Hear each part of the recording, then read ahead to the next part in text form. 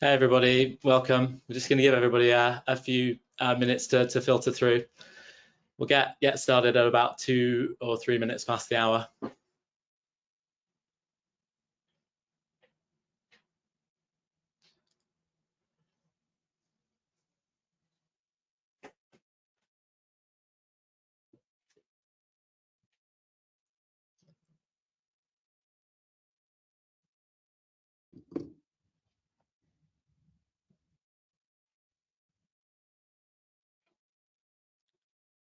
Steadily going up.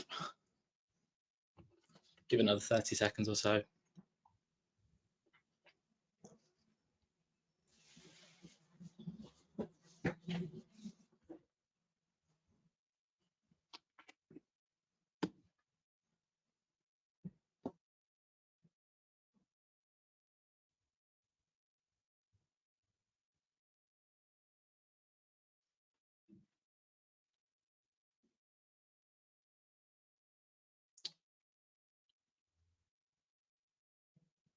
I think in the interest of time, we'll get started. So I'd just like to welcome everyone to this Yapily masterclass on the topic of customer security and fraud. I'm joined today by Emmett Smith from Salad Money. And yeah, hopefully we're going to have a really good conversation around customer security and fraud in the context of open banking. Before we kind of get into the detail, just a few ground rules. Everybody's going to be muted, so if you've got any questions, please add them and we'll get to them at the end. We'll have a Q&A box. And we'll make sure that we leave 4 or 5 minutes at the end to get through your questions. The webinar is being recorded, so that will be shared with you at the end.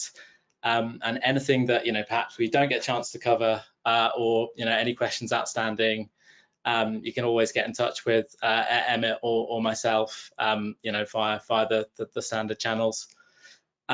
So without further ado, Emmett, it'd be amazing if you could give a little bit of introduction to yourself and to Salad. Thank you, Ryan, and thank you everybody for joining. So I'm the Chief Risk Officer at Salad Money. We're one of the largest CDFIs that provides loans digitally through and across the UK. We've been using open banking data since 2019, principally the account information services, and more recently payment services, which we're also going to talk about today. We've used open banking data to assess creditworthiness of potential customers and their affordability, and we found it works very, very well for us. And to touch on the topic, Ryan, of our discussion today, which is about reducing fraud risk, we found open banking very, very useful in terms of enabling us to identify customers very, very effectively. Amazing, thank you for that. Quick introduction to me.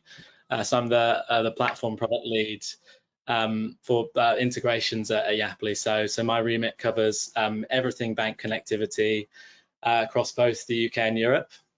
And then on the Yapily side, Yapily is Europe's leading provider of open banking infrastructure. We provide connectivity to around 2,000 institutions across Europe, and our goal is to kind of silently partner with our customers and to be their chosen partner for innovation and to help them to grow and scale. So we're just going to kick off today with a quick poll to kind of set the scene and to get an understanding of the level of the level of depth to which people are currently already familiar with open banking. So you might just see in a second a poll flash up on your screen, hopefully.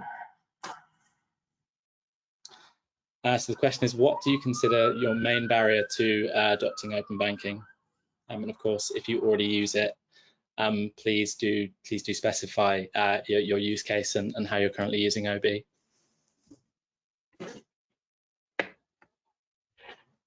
Just give 30 seconds or so for answers to come through.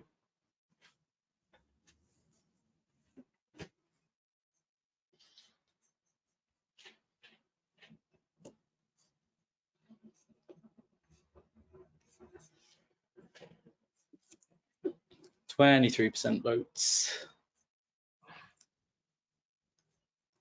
Nearly there. This is a test of who's awake at the start.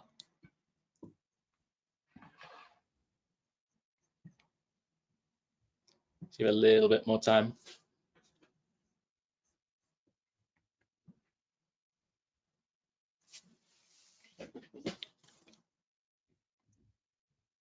Fabulous. I am going to close the poll there. So some pretty interesting results here. So we've got 65% of attendees saying that they're already using open banking in their business, which is really great, because I guess mean for us that the way we have this conversation, we can kind of get more into the detail and kind of not go too high level on the overall use cases. So the way we're going to structure the session, we're going to kind of split it into three. So we're going to look at data and account information service first. We're going to move on to kind of payments and payment security, and then finish by kind of talking about how to boost customer adoption into your customer trust, and deepen relationships with customers through open banking data and open banking use cases.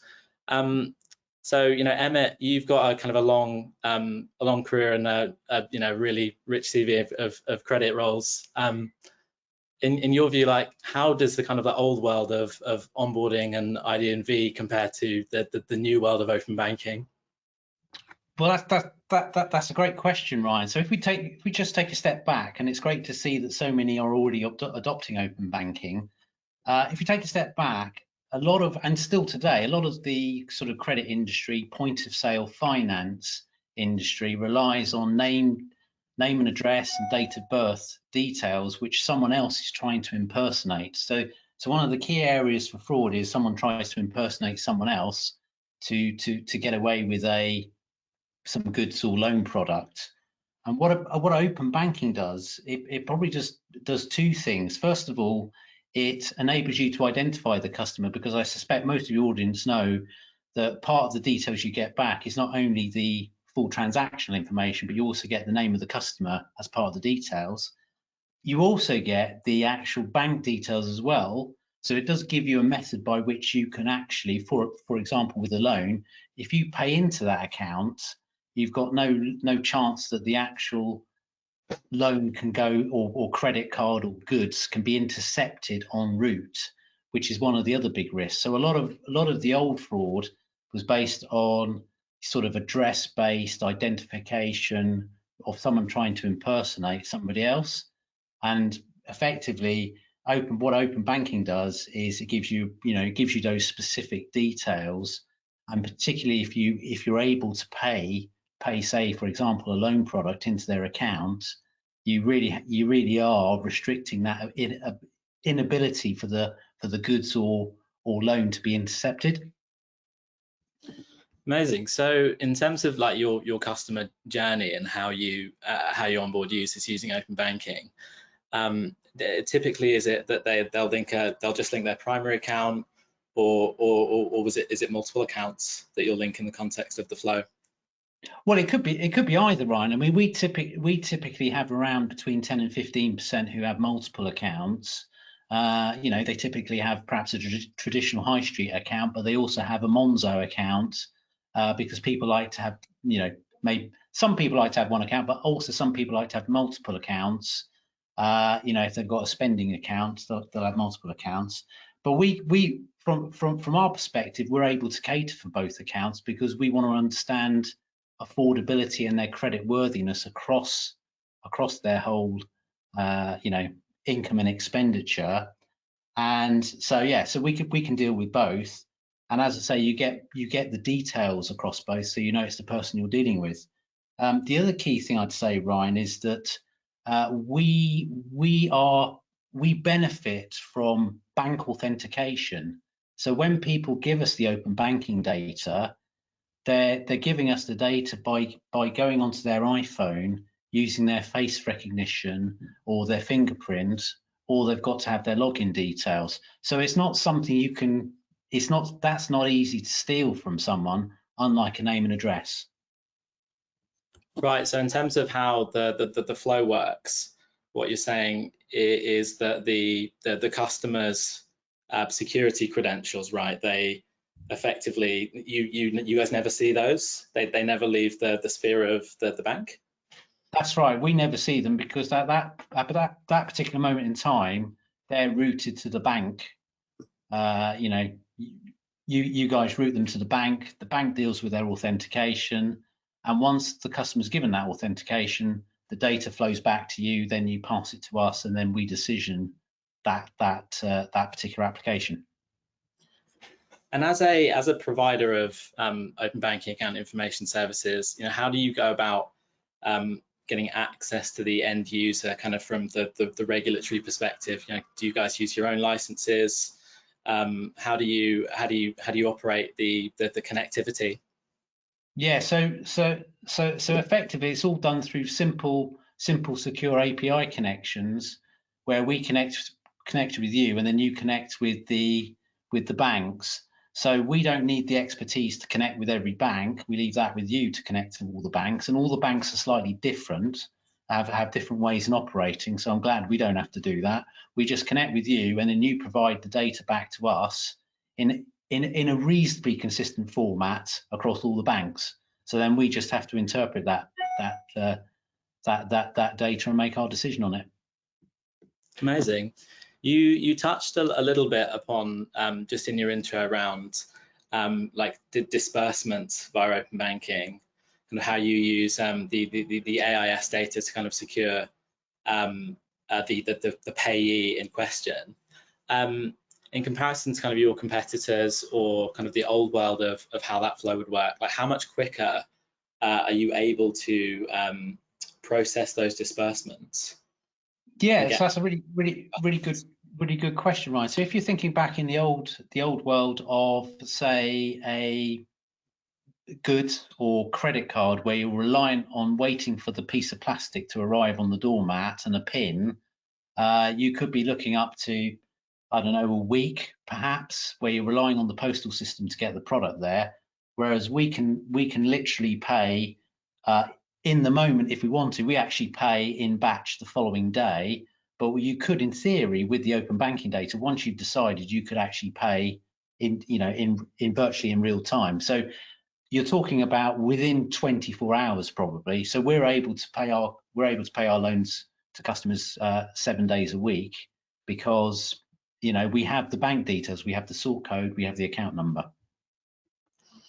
And in terms of making it, so that's the kind of disbursement side of things. In terms of making the credit decision, how does the real time data that you get from open banking compare to, say, the more traditional ways of making a decision or scoring via bureau data? Well, of course, credit bureau data can be up to 2 months out of date, and it also doesn't necessarily contain their income information. It doesn't contain gambling information. So if a customer's got vulnerabilities there, you wouldn't necessarily recognize them through bureau data. So, one of the advantages with open banking data, it is literally up to the minute, the latest position on their bank, and you can see also their employment. Yeah, you see their employment, the latest situation.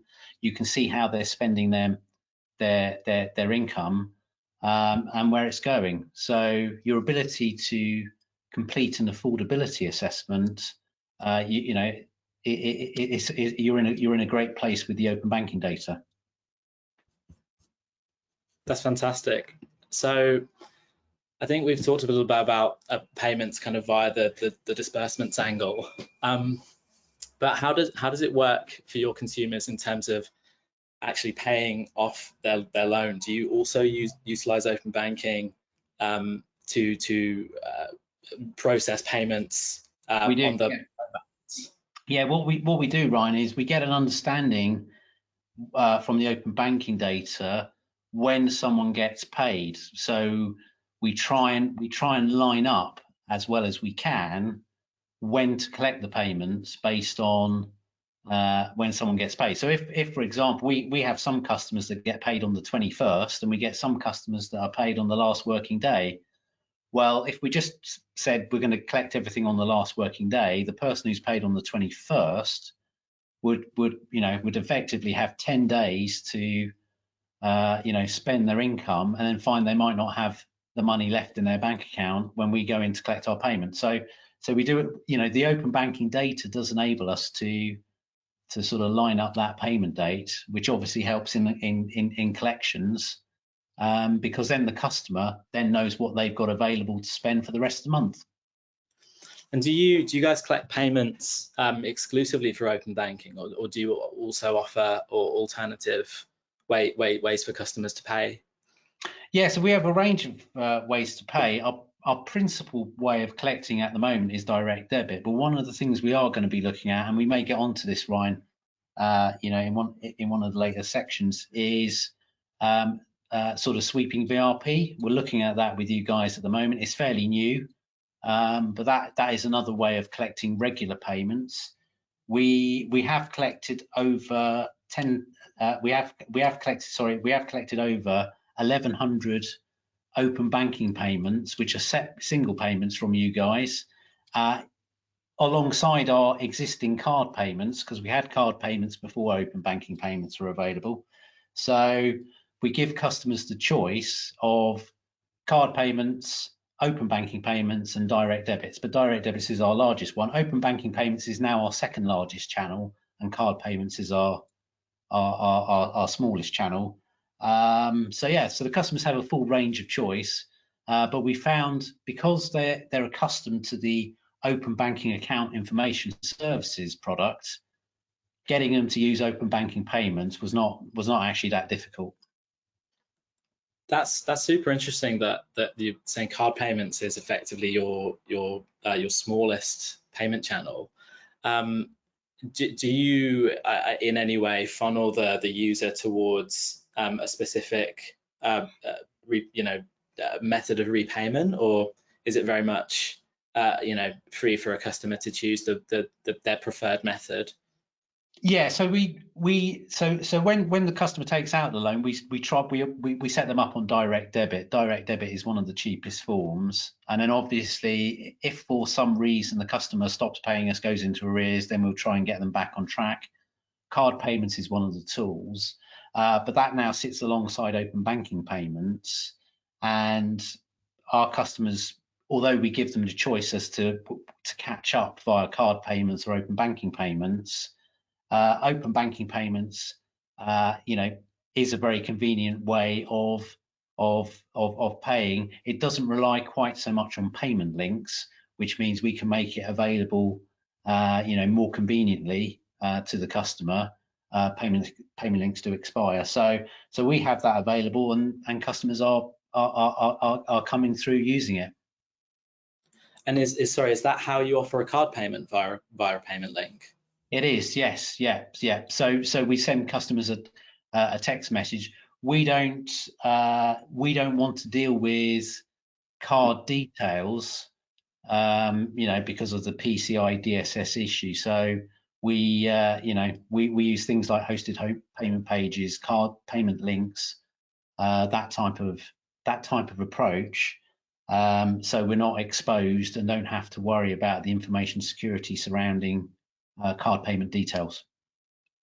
In kind of past roles and like your past exposure to configuring like card payment solutions, how did you find that experience and that process in comparison to offering open banking payments for the Salad product?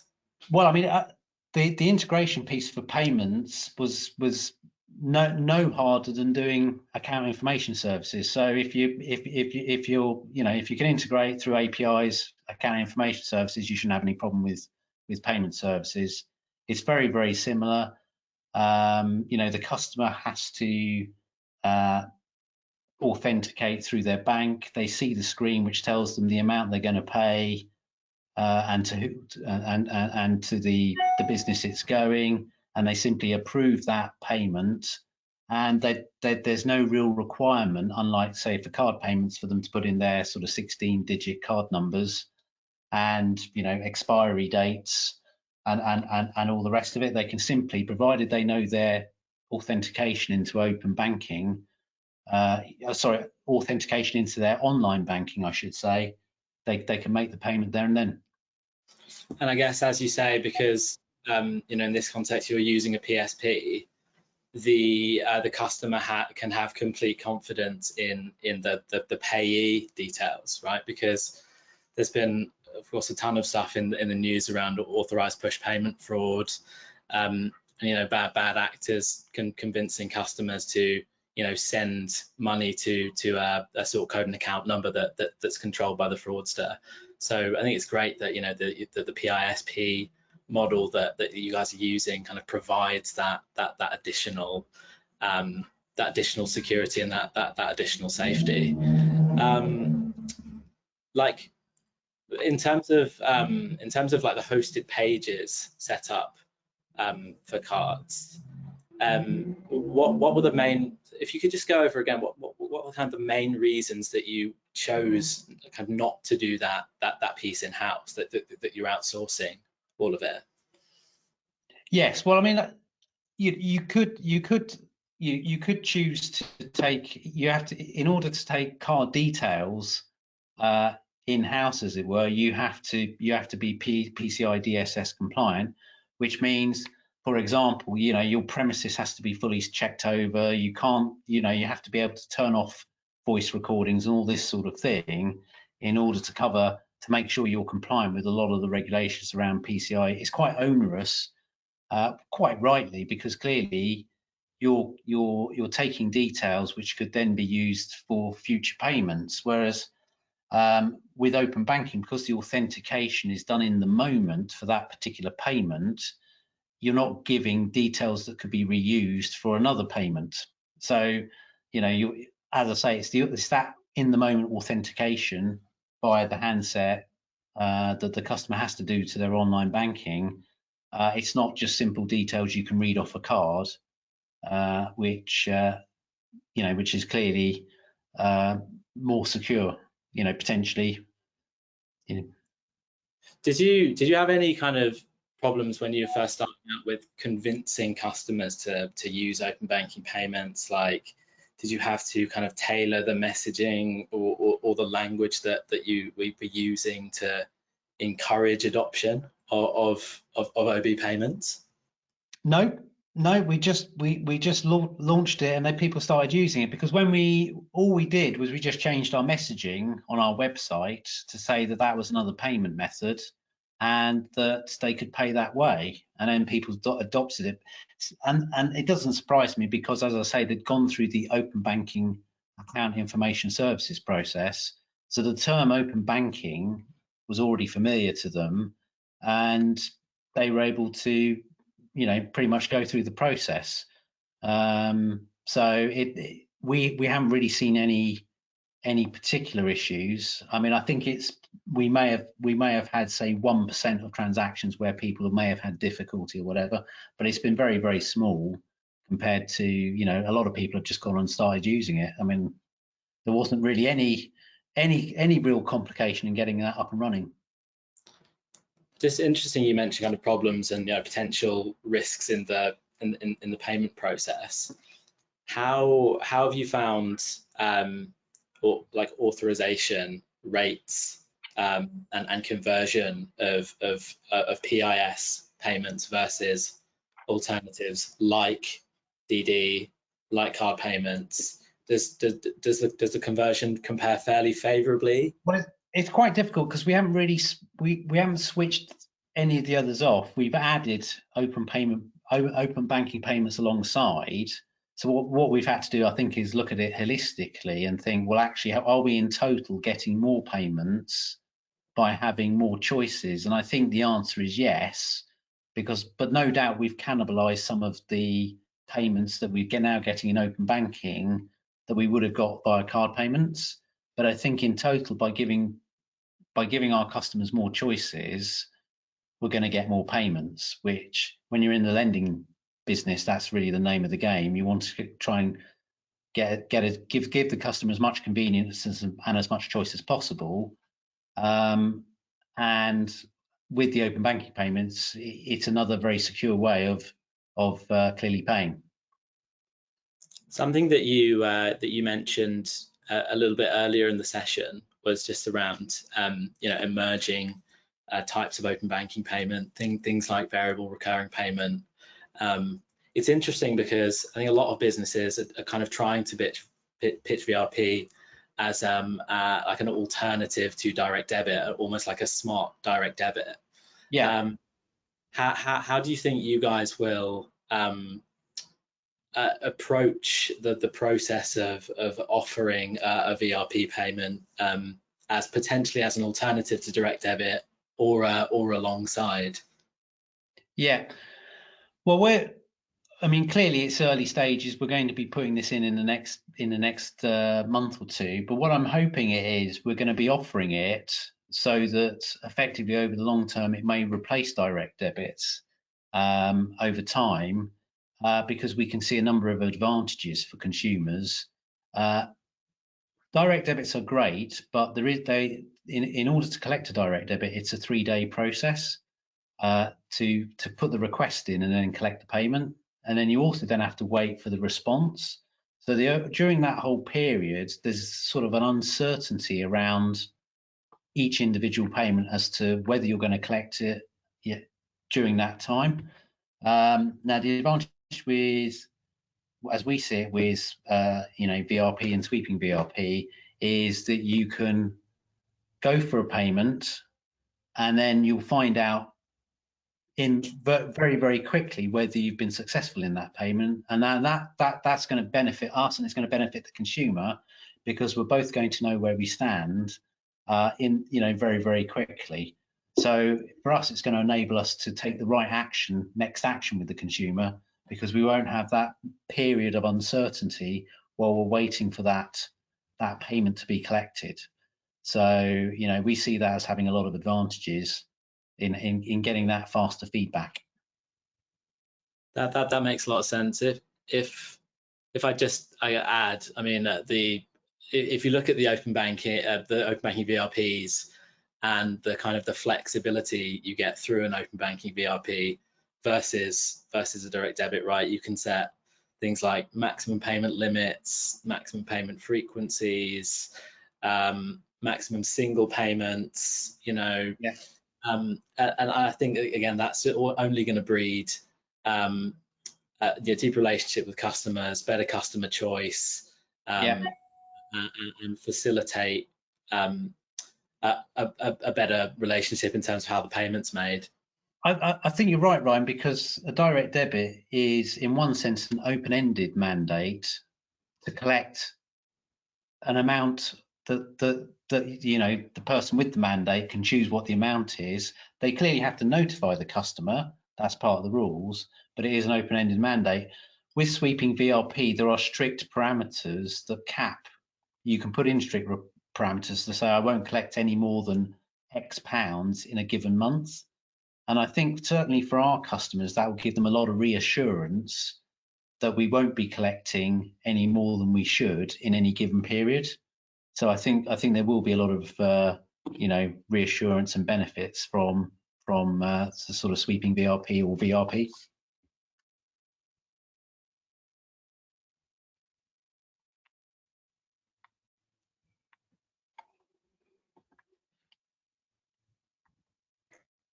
I think Ryan has frozen. So now I have to jump in, and I'm really not camera ready for all of you guys. No worry. But are you back on, Ryan? Did we lose me or Emmett? I'm here. Just you. Yeah. I really. Sorry, we're just. Yeah, you're still Emmett's frozen on my screen, so I thought we'd lost Emmett. I think I'm still here, aren't I, Tasha? Yeah, you're still here. Apologies. Well, I'm back now. Okay, cool. It's frozen Can you? Me, but I can keep going. Emmett, you were deep in conversation about VRP and reassuring customers on how VRP reassures customers in terms of maximum payment limits and how that works better for customers?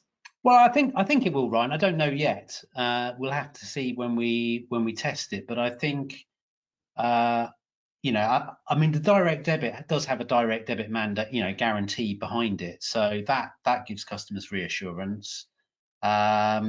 So with sweeping VRP, the equivalent is you agree to, there is going to be that amount cap on what you can set it up so there's an amount cap. That is not a feature that's in direct debit. So it's very much a sort of a mandate that's open. So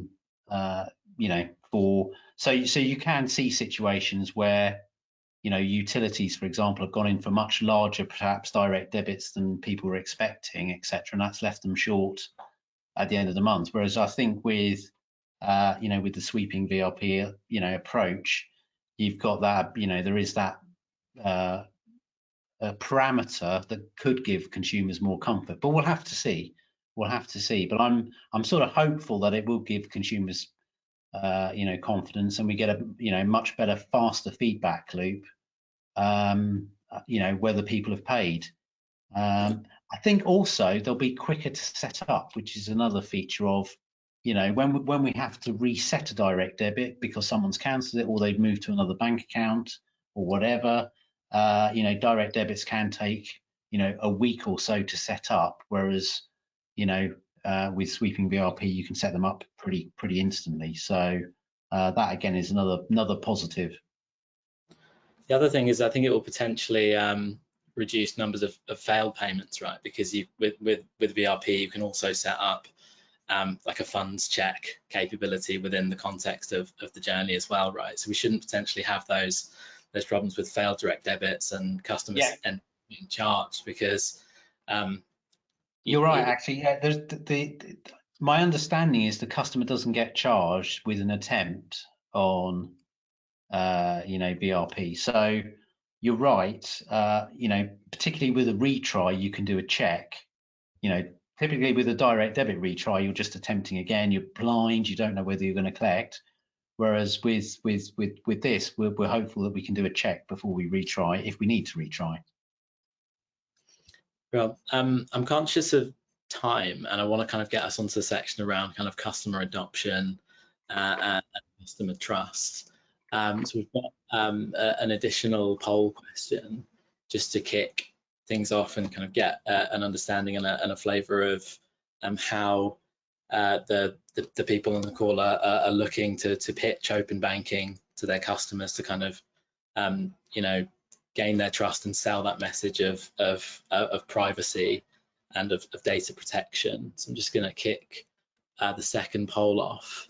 So the question is, to encourage widespread customer adoption of open banking, what factors are most important to you?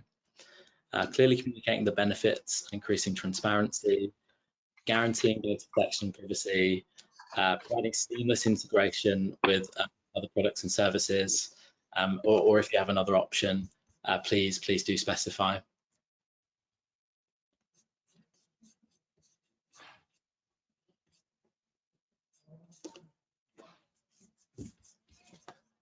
Just give people a little bit more time.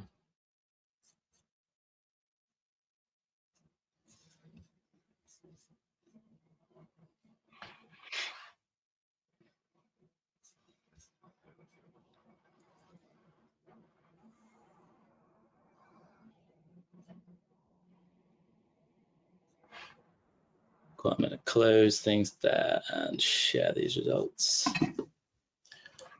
So this is a little bit more of a mixed bag.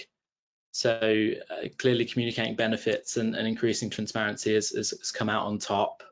Guaranteeing data protection and privacy also definitely a key thing that the participants are considering. I think if we touch on the subject of clear communication of benefits, Emmett, I think Salad has a really good story to tell here around the digital statement message and how you kind of pitch that to users. it'd be great if you could kind of share with the audience a little bit on kind of how you sell that message and how you encourage customers that it's safe and that their data is protected. Yeah, so I think it's really important that you clearly set out why you need the data. So we set out why we need it. We need it so we can do an income and expenditure assessment, so people understand why. They're used to sending in bank statements.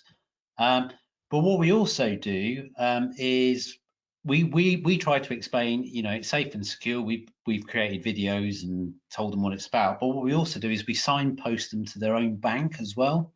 So if you signpost them if you bank with NatWest, for instance, you sign them to the NatWest open banking page, people can read about open banking, not from us, but from their own bank. And I think that gives them a lot of reassurance around, well, if our own bank is saying that it's safe and secure and, this is what the service does and how it works, I think they get a lot of reassurance as well. So we haven't actually seen any problems with getting people to take it up. The only problems we've seen is there are a couple of banks, a couple of the smallish ones that haven't actually, don't actually provide open banking data. So there's just a couple, Co-op and Metro, of the banks that don't provide them, but everybody else pretty much does. So apart from those two, we don't really see any problem, because, as I say, customers are used to providing bank statements to get a loan. So this is just a digital way of doing that. And yeah, our customer base are quite happy to provide it, because they know that's the way to getting a loan. Now, I don't know whether take up in other sectors will be as easy, but I'm sure, if you want, I heard you saying earlier to me, Ryan, before we opened the call, you're looking to buy a place at the moment. Well, if you want a mortgage to get that property, and they said you need to give your open banking data, you're going to give the open banking data to get that mortgage, aren't you? In a heartbeat. Just continue crossing my fingers, Emmett. It's interesting actually that you mentioned Co-op and Metro. So the regulator is actually introducing a rule change that comes into force in May, such that even the largest providers, or the remaining larger providers that haven't yet adopted an API, will have to now adopt one.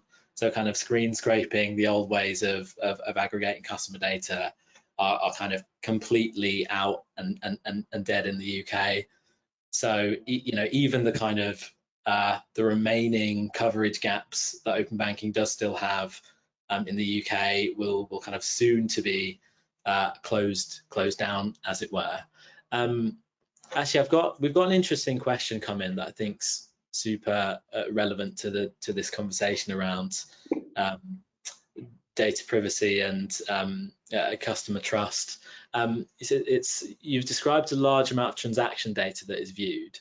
Is this all necessary, and how is that data protected?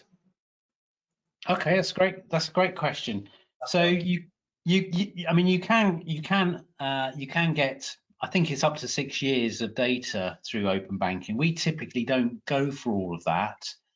We typically only pick up the last 18 months or so, because we want to see people in the recent. We're not as interested in the job someone was doing 3 years ago or whatever, or what their bills were quite a long time ago. So but it's going to depend on sector. So there's going to depend on use case. But we typically are more focused on the more recent data than historic. So I would suggest you don't need all of it, but there might be use cases where you would. In terms of security, once we've got the data from Yapily, we put it in a secure place in the cloud, just like any other data, but we tend to separate it from other personal data to make it as hard as possible to link it all together, because we recognize obviously there's a lot of information in that data about where people work and so on and so forth, and what people get paid. So it's really important to keep that data secure. I'd just add here that in terms of the way open banking works, and in terms of the way that the specifications work, third parties kind of have it in their jurisdiction to ask for as little or as much as they want. So that it's in keeping with the kind of the data minimization principle and GDPR, right? So if unless a third party, be it Salad, be it any other third party provider, and unless they can evidence a strong reasoning behind why they need the data, then it's effectively off limits, right? Yeah. So, yeah, and it also slows things down as well. So you've got a balance there, because if you ask for multiple years worth of data, it's going to slow down the speed of which you can make a decision. So there's a balance to be struck. But we typically focus on about the last 12 to 18 months. That's really where that's what we look at. Great. I'm conscious of time. We've only got we've got less than 5 minutes left of the session. We've got another question. We've got a couple of questions come in actually. I'll cover this one first. It's to do with risk.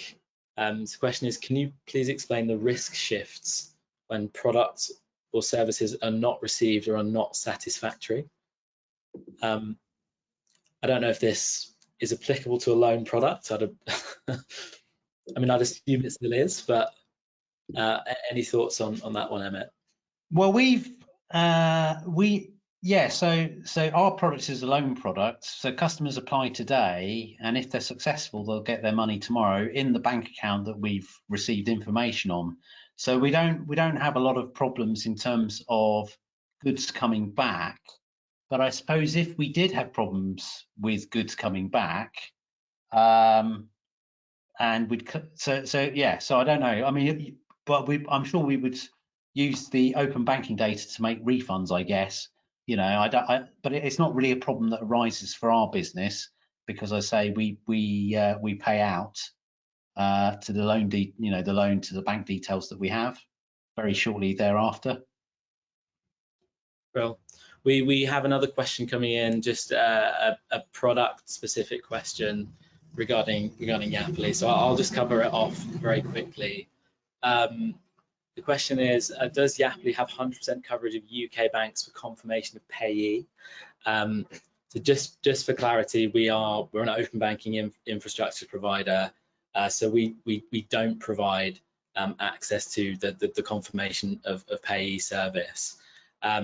Typically in a PISP context, the payee details are pre-populated, right? So there's no, if you compare it to risks around authorized push payment fraud, there's no real chance of either accidental or malicious misdirection of the money, because the PISP is already upfront, requesting to initiate a transfer to a very specific creditor account that would come as standard in the authorization request, and would be presented to the user. So in terms of like fraud vectors, a fraudster would effectively have to infiltrate the third party and somehow tamper with the authorization payload to even be able to kind of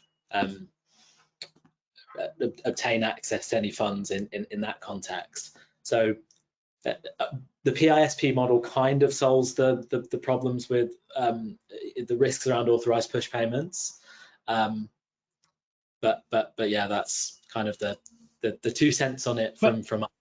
But I think the wider point, Ryan, I mean, we also allow customers to pay us directly via BACS as well. And one of the queries that does come up is, I'm not entirely sure I'm paying you, sort of thing, because there is that whole, that the name's got to match. Whereas clearly payments via open banking, that piece the customer doesn't have to worry about. If they pay via open banking, they know they're paying us, and we can provide them immediate confirmation that they've paid us as well, which is what we do. Makes complete sense. We are unfortunately completely out of time. Big thanks to everyone for joining and for participating. Apologies for the 30-second blip in the middle. An unfortunate headache there, but not to worry. On behalf of Yapily, thanks a lot, and there'll be another class session to follow up quite shortly. Theme to be confirmed. Big thanks to Emmett for joining us and for for giving his contributions and views. Thank you. Thanks, Ryan. Cheers. All the best.